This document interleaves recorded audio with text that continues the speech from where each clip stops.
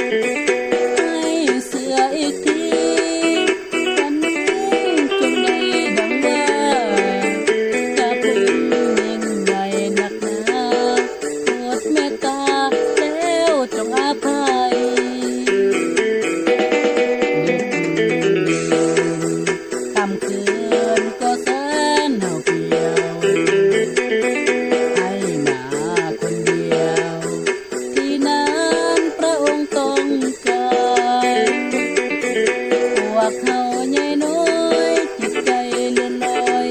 ยังทรมานลืมคำมันลืมคำที่พระองค์ให้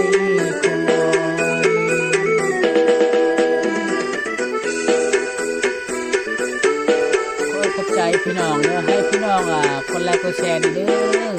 พังลาพังไทยกันแล้วแต่พี่น้องเนาะจ้ากดเฟซบุ๊ก